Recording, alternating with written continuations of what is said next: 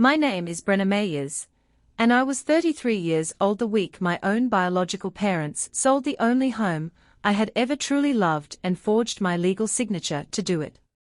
I was 8,000 miles away in Europe, standing in a hard hat on a major suspension bridge retrofit project, when my childhood neighbor sent a single photograph to my phone. It showed a glossy, professional real estate sign staked deep into my green front lawn, with a bold red rider bolted firmly across the top reading sold.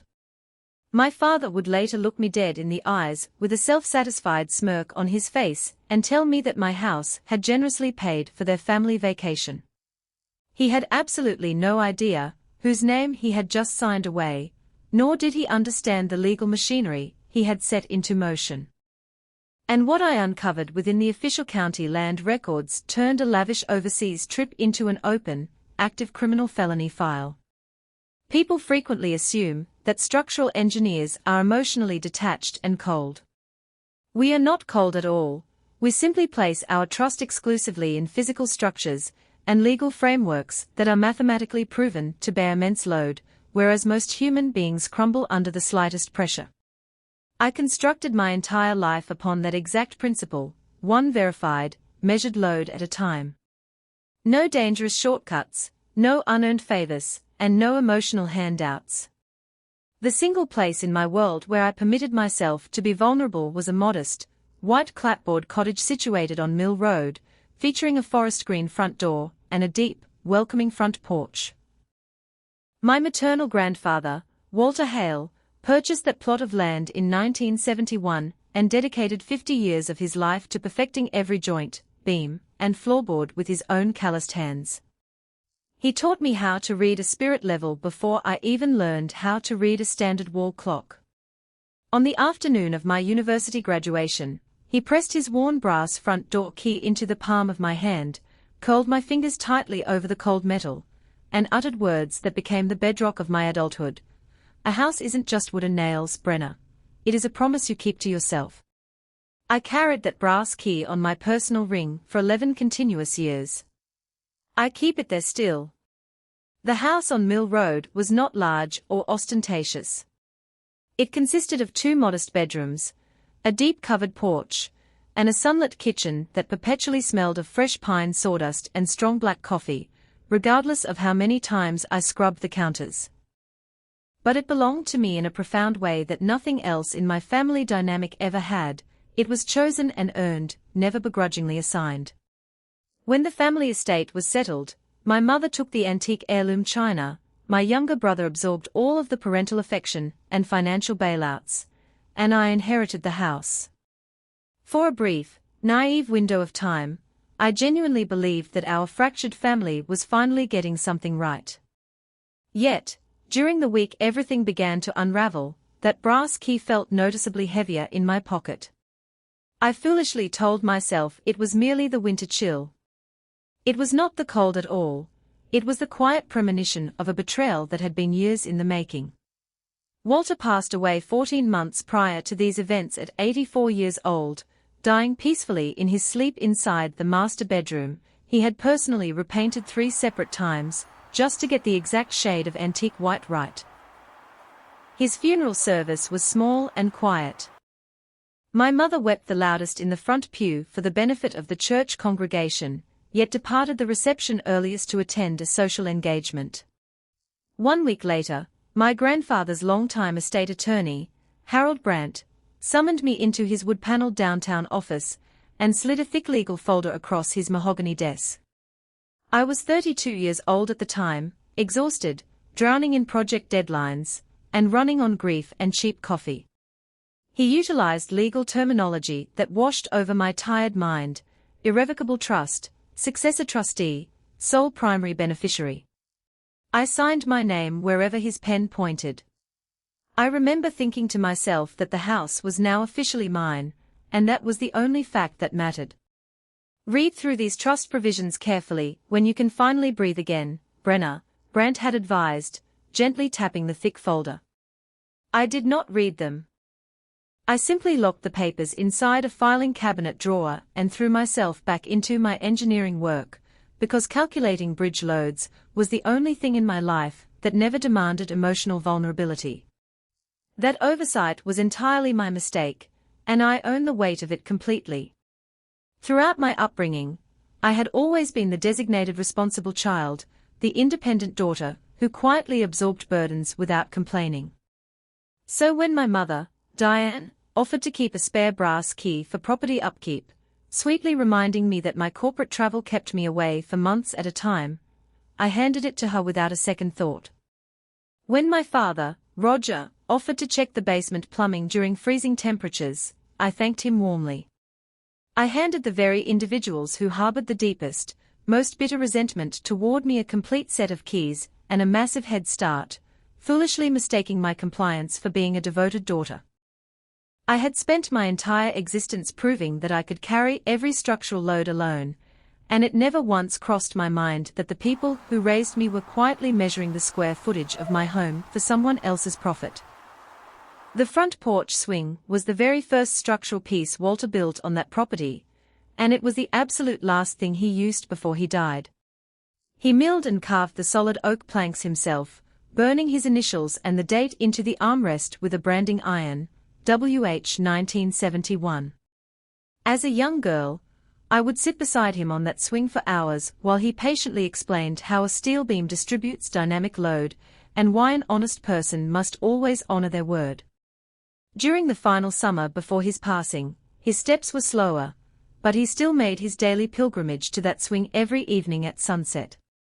One warm night, he patted the wooden seat beside him, and we rocked in silence for a long time. Out of nowhere, he looked out across the yard and said something I have replayed in my mind 1,000 times since. "This house will never belong to anyone who didn't sweat to earn it, Brenna." I made dead sure of that. I chuckled softly and asked him what he meant, but his eyes remained fixed on the tree line. "Lawyers are good for one thing, child," he added in a low, gravelly voice. "Making certain that greedy people cannot steal what does not belong to them." I assumed he was merely being dramatic. He was an old-school carpenter, who fundamentally distrusted commercial banks, and hoarded legal receipts.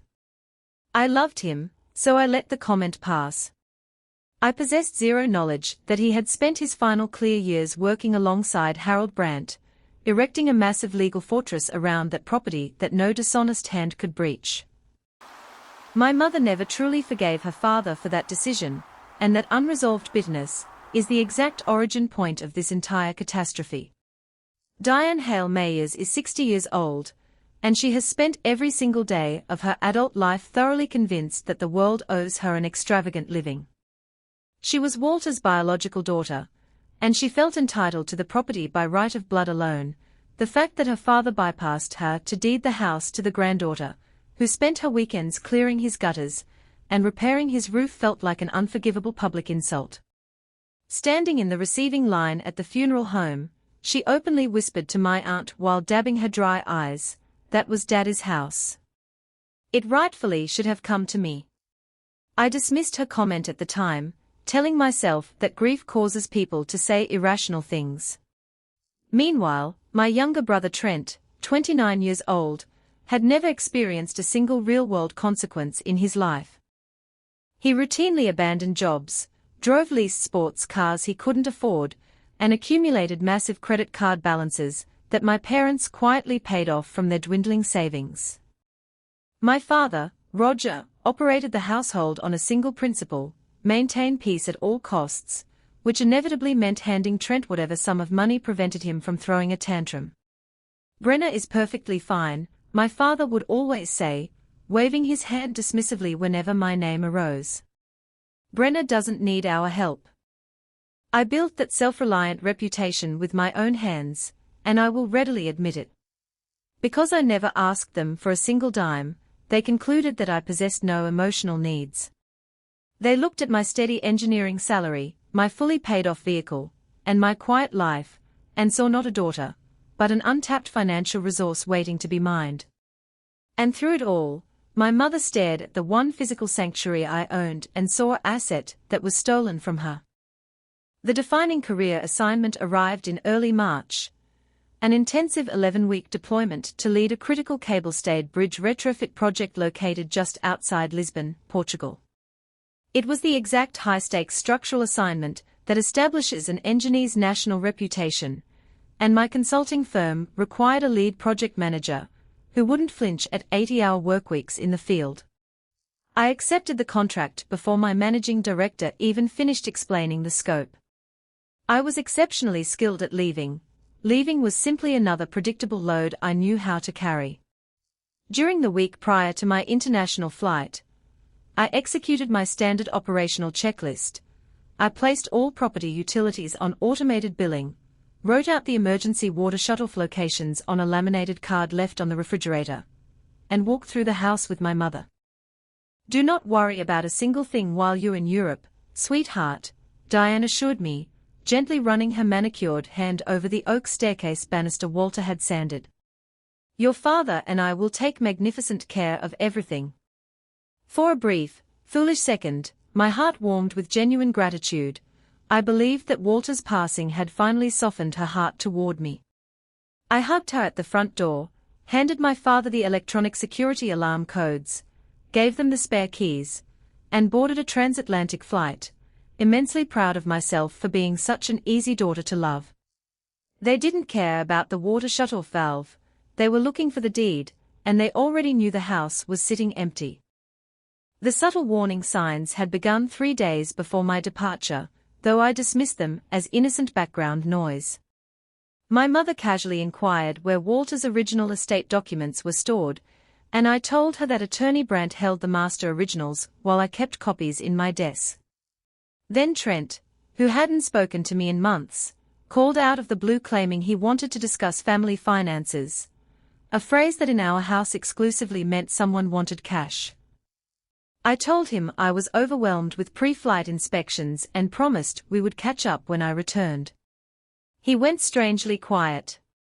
Within 48 hours of my landing in Lisbon, Trent's social media accounts suddenly lit up with promotional photos of an ultra-luxury private resort in the Maldives, water bungalows, personal butler services, and private boat charters, captioned with the words, "Massive moves coming soon."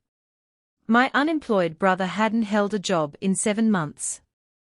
I remember frowning at my phone in a hotel lobby that smelled of salt air, wondering where on earth he had secured the capital for an overseas trip, before a structural deck crisis pulled my attention back to the job site. The demanding reality of the bridge retrofit consumed my entire existence. 11 intense weeks blurred into 16-hour shifts that began before sunrise over structural blueprints and ended late at night reviewing tension load data. I called home every Sunday afternoon, but the conversations grew progressively shorter and strangely evasive. My mother claimed she was overwhelmed with church committee obligations, my father muttered vague pleasantries about the local weather, and Trent was never available to come to the phone. I attributed the distance to the 6-hour time zone difference, and my own habit of mistaking silence for stability. Then, during the 6th week of the project, an unexpected permit delay granted me a free Tuesday evening, and I called my mother off schedule. She answered on the 9th ring, her voice breathless and frantic, with loud ambient chatter and scraping noises echoing in the background. "Now is really not a convenient time, Brenna," she rushed out. When I asked who was at the house, she stammered, "Just some workers here about the yard maintenance. We are handling everything, dear. Do not worry yourself." That specific phrase, "we are handling it," had always served as my family's code for a decision made behind my back.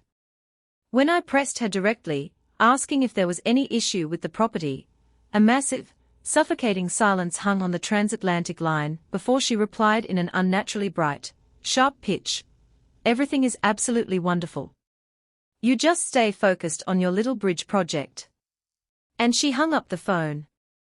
2 days later, my neighbor Cora, a retired school teacher, who had lived across the street on Mill Road since I was a toddler, sent a single photograph to my phone accompanied by 3 short words, "Is this real?" I opened the image while standing in a line for coffee, and the paper cup nearly slipped from my numb fingers. There stood my white clapboard house, Walter's oak swing visible on the porch, and driven directly into the center of the manicured lawn where my grandfather used to grow heirloom tomatoes, was a massive, commercial real estate sign bearing a bright red metal rider bolted firmly across the top. Sold. Not for sale. Not pending. Sold. I stared at the screen, my vision tunneling with adrenaline, and frantically typed back, I am in Portugal. I never listed the house. Cora, are you positive that is my property? Her reply arrived in seconds. Honey, an entire commercial moving crew was backed up to your front porch on Saturday morning. Your mother was standing on the lawn personally directing them. My personal possessions, my grandfather's antique hand tools, the vintage spirit level he taught me to read, and 33 years of memories had been loaded into an unmarked truck and carted away, while a stranger's sign claimed my land. I didn't scream or break down. When a lead structural engineer realizes that a critical support beam is actively failing, their emotional pulse drops to absolute zero. I walked back to my hotel room, opened my laptop, and dialed my mother's number directly. She answered immediately, her voice light and breezy, completely unbothered by the reality of what she had done. Mom, I said in a terrifyingly level tone, why is there a commercial sold sign driven into my front yard on Mill Road? The silence that followed was thick with calculation, before she let out a sharp, brittle laugh. Oh, that. Well, we fully intended to explain everything to you when you landed, Brenna. It all simply happened so remarkably fast. Explain what, Mom? I demanded, every syllable laced with steel. The housing market was absolute perfection, dear. We received an extraordinary cash offer. Your brother desperately needed, well, the entire family needed this financial relief. You are never even in the country, Brenna, that house was just sitting there empty. I asked the single question that mattered under the law, who signed the deed of sale, Mother? Another heavy pause followed before she deflected with rising irritation, do not get yourself bogged down in legal technicalities. The transaction is completed, and it is a wonderful blessing. In the background, Trent's loud, arrogant voice cut through the phone, tell her the private villa in the Maldives has 2 infinity pools. My grandfather's lifetime of labor had been liquidated to fund 2 infinity pools in the Indian Ocean. And then my mother uttered the sentence she had been rehearsing since Walter's funeral, that house rightfully should have come to me anyway, Brenna. I am simply taking back what was always mine. I did not argue with her. Arguing with a narcissist is like shouting at a collapsed retaining wall. I simply replied, enjoy your vacation, Mother. And I hung up the phone, opened the Montgomery County Public Records portal, and began to search. Sitting in that quiet hotel room in Lisbon, at 2 o'clock in the morning, listening to the muffled sounds of the coastal city outside my window, I navigated directly to the online public records portal for the Montgomery County Recorder of Deeds. My hands were entirely steady on the keyboard. When you spend your adult life calculating tension loads, stress fractures, and shear forces on massive steel structures, you learn very quickly that panic is an indulgence that accomplishes nothing. I typed in the specific permanent parcel identification number that my grandfather had made me memorize when I was 16 years old, hit enter, and watched the digital deed history populate the glowing screen. There it was, stamped and officially recorded in public ink precisely 6 weeks earlier, a standard warranty deed purporting to convey full legal title of the Mill Road property to an innocent third-party couple named Prescott. The line designated for the grantor displayed my full legal name, Brenna L. Myers. Beneath it, occupying the signature line, was a signature purporting to be mine, executed on April 19. On April 19 at 6:47 in the morning, I had personally scanned my biometric security badge at the primary entry gate of the Tagus River Suspension Bridge site in Portugal, wearing steel-toed work boots and a high-visibility vest, surrounded by 34 licensed structural contractors and municipal inspectors. I had spent that entire 14-hour calendar day 12 meters above the open water, measuring the load-bearing capacity of tension cables with a calibrated digital gauge, an active time-stamped digital photographic record of which was logged in my firm's international project database. I scrolled down to the mandatory statutory notary acknowledgement block on the recorded document, looking for the state official, who had sworn under penalty of criminal perjury, that I had physically appeared before them in Ohio to sign that instrument. The rubber-stamped seal and signature belonged to an active notary public commissioned in Montgomery County named Renee Calloway. Renee was my mother's direct niece, my 41-year-old first cousin, a woman perpetually teetering on the edge of severe personal bankruptcy, who had acquired a notary commission 2 years prior and worked sporadic shifts at a local auto repair shop. She had affixed her official state seal and signature to an instrument conveying real property, legally certifying under oath that she had personally verified my government identification, while I was standing 8,000 miles away on a completely different continent. I did not experience a surge of emotional rage in that moment. True rage burns through vital mental energy, and I required every single ounce of my cognitive focus for the structural dismantling of their crime. I formally ordered certified, raised seal physical copies of the recorded deed, paid the statutory expedite fee through the secure portal, and methodically archived the digital file into 4 separate encrypted cloud directories. I had spent 33 years attempting to communicate with my family using the soft, yielding language of filial duty and unearned compliance, but they had chosen to cross into the cold, unyielding arena of legal documentation. And documentation happens to be the single language I have spoken with absolute fluency my entire adult life. The certified records packet arrived at my Lisbon hotel room 9 days later via international courier, bearing the raised gold foil seal of the Montgomery County Recorder. I spread the papers across the desk under the lamp, laying my active United States passport beside the forged deed. The passport displayed a crisp blue entry stamp from Lisbon International Airport dated March 11, with 0 subsequent exit stamps. Beside it, I placed my official daily site badge log from the Engineering Consortium, showing my continuous daily biometric check-ins throughout the entire month of April. Finally, I examined the forged signature on the warranty deed itself. The individual who had attempted to forge my handwriting had clearly studied my hand. The capital letter B was reasonably accurate, but the distinct flat-topped lowercase "r" that I have drawn on thousands of structural blueprints since engineering school was glaringly wrong. A trained structural draftsman knows her own mark the way a surgeon knows her own scalpel. I photographed the 3 documents side by side in high resolution, saved the files to my secure drives, and placed an urgent international phone call to Harold Brandt, my late grandfather's estate attorney. Brandt answered the line on the second ring, his sharp, gravelly voice cutting through the international connection with immediate clarity.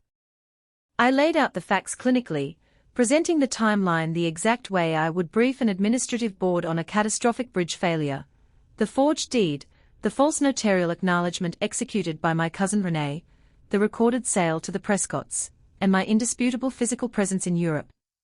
A heavy, profound silence hung on the line before Brandt let out a low, dry chuckle that held no humor. "Brenna, do you recall that thick estate folder I slid across my desk to you 14 months ago, after your grandfather's funeral?" he asked. I admitted honestly that I had been too consumed with grief to read through the dense legal language. "Your grandfather Walter was a remarkably brilliant, observant man," Brandt explained softly. 3 years before he died, he realized precisely what his daughter Diane and your brother Trent would attempt the moment he was gone. He did not leave that house to you in a standard personal will that could be contested or manipulated. He placed the entire property into an irrevocable trust. The trust itself is the sole legal owner of the house. You were named the sole successor trustee and the primary lifetime beneficiary. You alone hold legal authority to act on behalf of the property. I leaned forward on the desk, the legal implications instantly locking into place. "What does that mean for the deed they recorded with the Prescotts, Harold?" I inquired. "Under well-established property law in our state," Brandt stated with absolute authority, "a forged deed is not merely voidable. It is completely, unconditionally void ab initio from the very moment of its execution. It conveys zero legal title, zero equity, and zero ownership, even to a completely innocent purchaser who paid fair market value in good faith. Your parents had zero legal authority to sign for that trust. They sold a house they never owned, using a name they had no right to use, authorized by a notary who committed a felony. Brandt then detailed the exact legal sequence required to reclaim the property. We would immediately record a formal notice of lease pendens against the county land records to legally freeze the title against any further sale or encumbrance, initiate a quiet title action in the Court of Common Pleas to officially expunge the forged deed from the public record, and establish a constructive trust to legally trace and recover every single penny of the purchase funds my family had stolen. Then Brandt revealed the ultimate structural failsafe that my grandfather had built into the estate plan. Walter instructed me to draft an explicit, ironclad forfeiture clause into the master trust documents, Brandt said, his voice dropping into a tone of quiet reverence. Any named beneficiary of his estate who attempted to seize, convert, or encumber trust property through fraud, deception, or unauthorized legal action would immediately and irrevocably forfeit every single dime of their own separate inheritance. My mother Diane and my brother Trent had each been designated to receive a substantial cash inheritance, roughly $40,000 apiece, held in a separate liquid subtrust from Walter's life savings. By forging my name to steal the real estate, they had unwittingly triggered the exact mechanism designed to disinherit them completely, causing their shares to pass directly to the charitable trade scholarship fund Walter had established for underprivileged youth. My grandfather had seen the storm gathering years before I did, and like the master carpenter he was, he had bolted the structure down so securely that the thieves ended up destroying their own foundation. I returned to the United States 11 days later, touching down at the airport on a humid, overcast Thursday morning after formally certifying the final load test results on the Portuguese bridge. I did not drive to my hotel first. I drove straight to Mill Road, because I needed to witness the physical reality of the situation with my own eyes. When I pulled my rental vehicle to the curb across the street, a wave of profound sorrow washed over me. The glossy sold sign remained driven into the soil where my grandfather had spent decades cultivating his garden. A massive commercial steel dumpster sat in the gravel driveway, filled with pulverized drywall and the ripped-out remnants of Walter's custom kitchen cabinets. The Prescotts, operating under the tragic belief that they had legitimately purchased their dream home, had already gutted the interior. But as my eyes moved toward the covered front porch, I saw the one structural artifact that had survived their demolition, Walter's hand-carved oak swing, with WH 1971 clearly branded into the armrest, swaying gently in the afternoon breeze.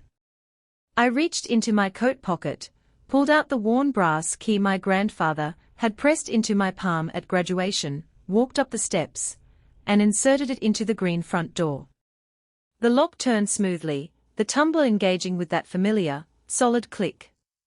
The lock Walter had installed in 1971 still recognized his key. I turned the cylinder back, removed the key, and returned to my car. Walking inside unannounced would have been an emotional, chaotic reaction, and I was committed to executing a calculated, legal resolution.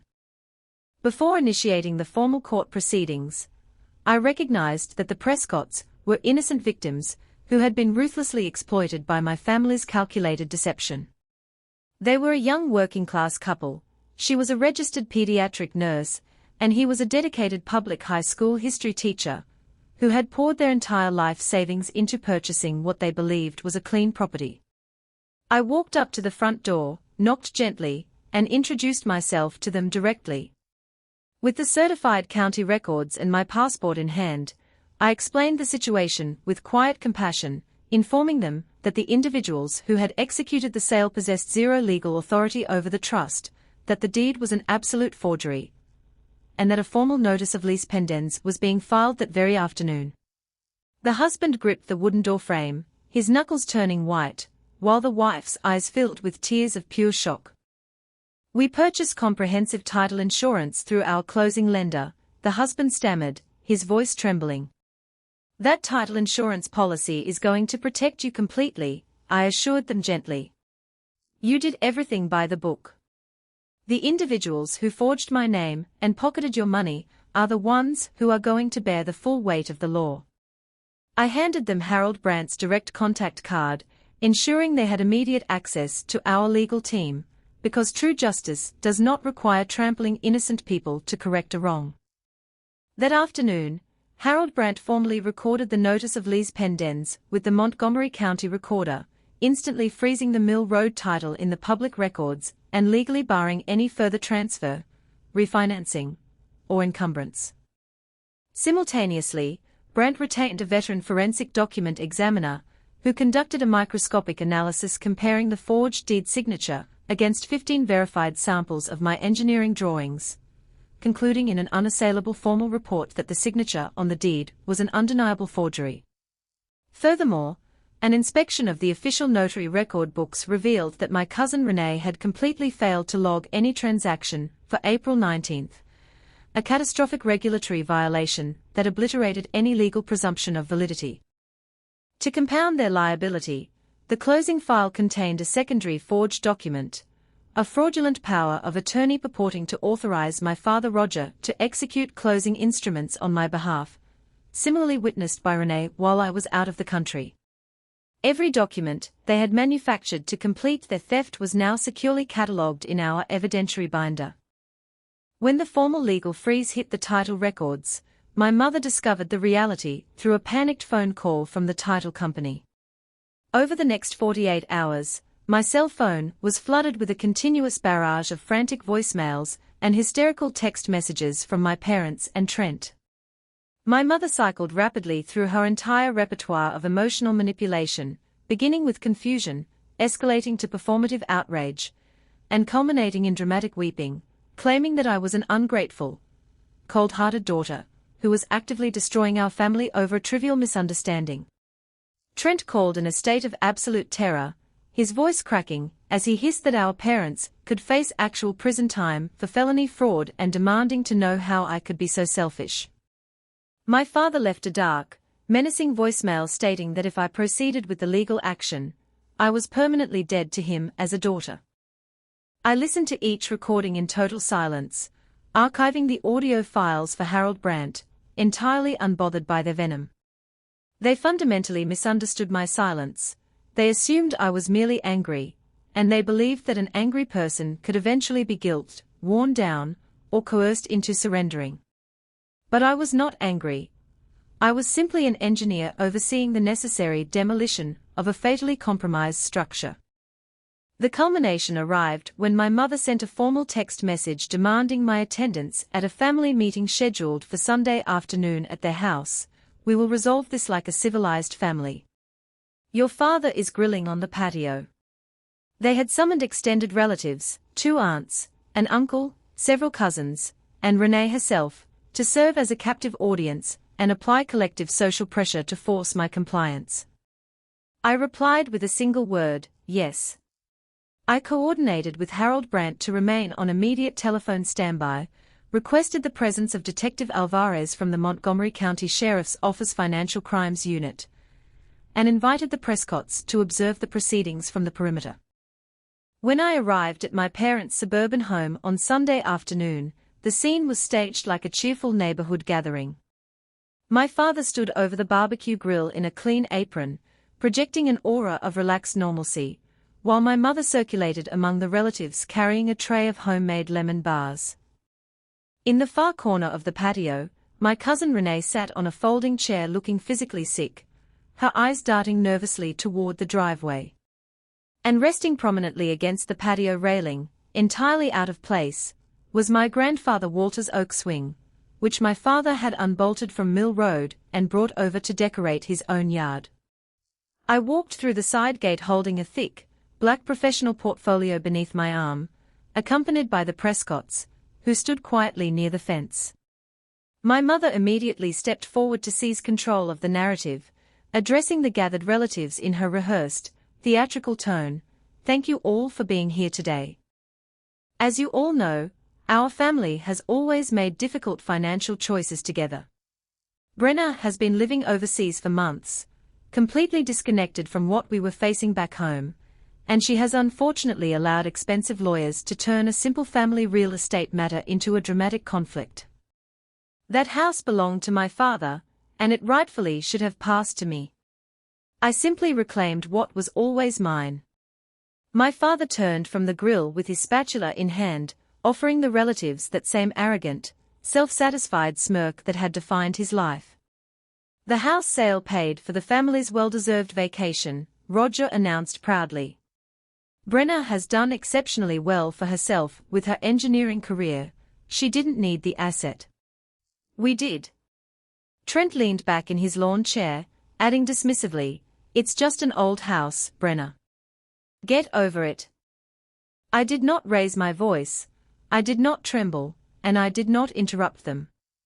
I waited patiently until every single word of their self-incrimination had echoed across the quiet lawn. Then, I set my black portfolio flat on the center of the picnic table, unzipped the heavy binder, and began laying the documents out one by one across the wood, face up, with the methodical precision of an investigator presenting evidence to a grand jury. This is the warranty deed recorded on April 19 that purported to sell my grandfather's house, I stated clearly, my voice carrying across the entire yard. I laid down the certified document. This is the signature appearing on that deed, and these are 15 verified samples of my genuine signature. The certified forensic document examiner's report concludes that the deed signature is an absolute forgery executed by an unauthorized hand.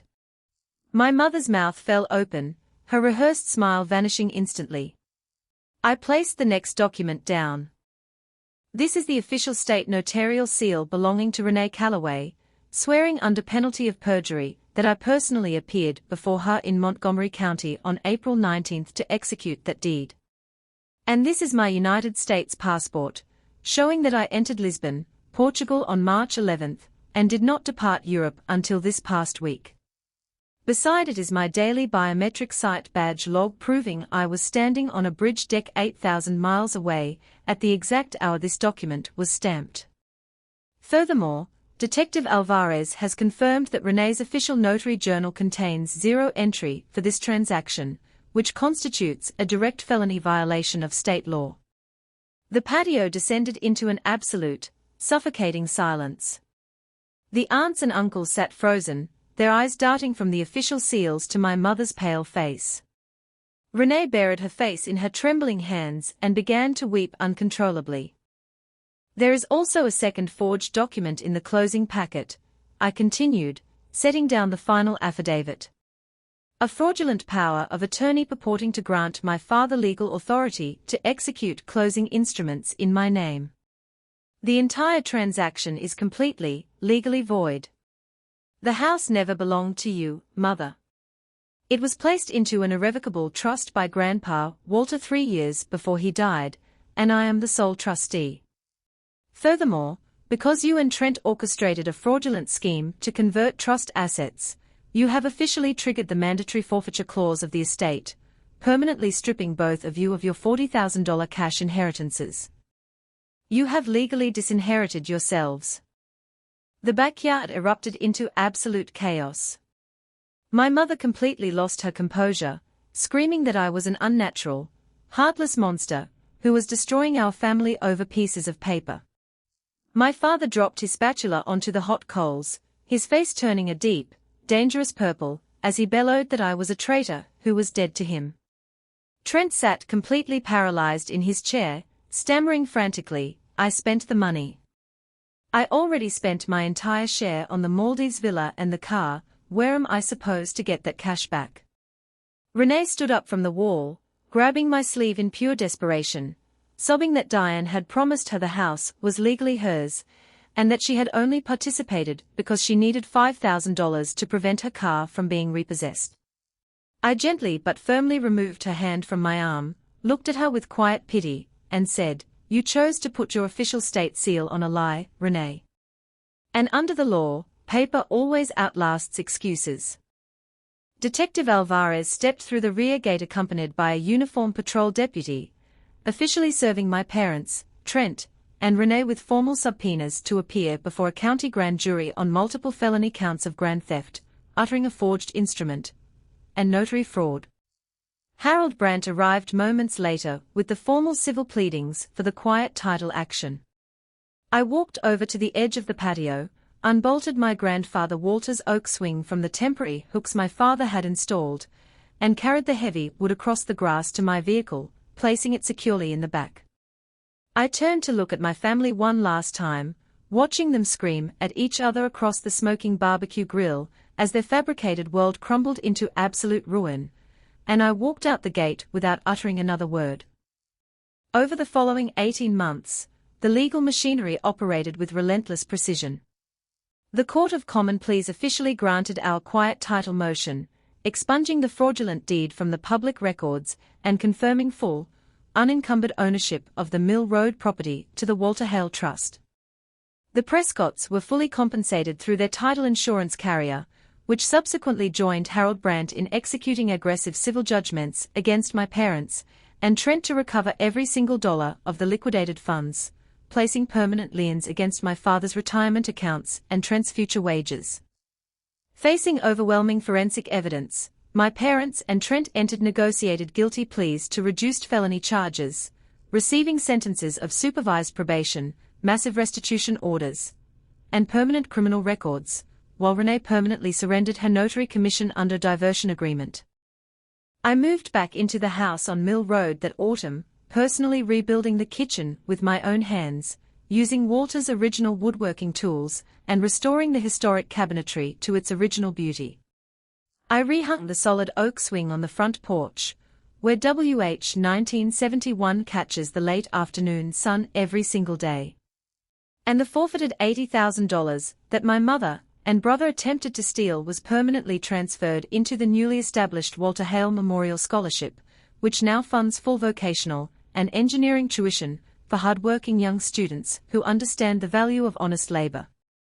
My family foolishly believed that a quiet, patient woman was a safe person to exploit. They failed to realize that when you build your life on an unbreakable foundation of truth, facts, and verified loads, the structure you construct will easily withstand their storm, while their house of lies collapses into dust.